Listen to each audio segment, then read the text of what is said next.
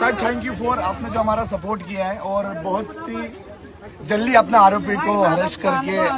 जो पुलिस का कद बढ़ाया है हमारे दिल में और हमारे मुस्लिम समाज के दिल में हम खूब को आभार मानते हैं।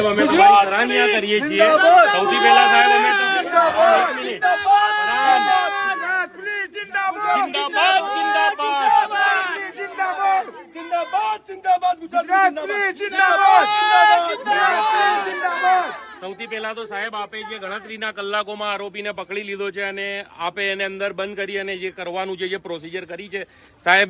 પરિવાર વતી જમાલપુરના નાગરિકો વતી હું આપનો આભાર માનું છું સાહેબ સૌથી પહેલા તો અને ગુજરાત પોલીસ પર અમને ગર્વ છે અને સાહેબ અમને એવી આશા પણ છે આપથી કે આપ એવો દાખલો બેસાડજો કે એવા કોઈ પણ આરોપી હોય બીજી વાર આવી હરકત કરતા એના પગ ધ્રુજે। થેન્ક યુ ગુજરાત પોલીસ ઉપર ભરોસો રાખવા માટે। જો સૌથી પહેલી વસ્તુ કહું આ કોઈ ભાષણનો ટાઈમ નથી, આ આપણા બાળક સાથે જે પણ અને 7 વર્ષનું બાળક એટલે હું સમજી શકું છું। આપને એટલા માટે કહું છું કે હું પણ પિતા છું, મારે પણ એક દીકરી છે અને એક બાપો છે એટલે જે પણ થયું અને એમાં પણ ખરાબ એ રીતે વધારે હતું કે કોઈ ધર્મસ્થાનની અંદર જેને ધર્મસ્થાનને કંઈ લેવા દેવા હોય નહીં ત્યાં જુમાની નમાઝ પઢવા બધા લોકો આવતા હતા। એ દરમિયાનમાં આ થયું એ ખૂબ જ ખરાબ કહેવાય અને આ શૈતાની માનસિકતાનું એક ઉદાહરણ છે। હવે આમાંથી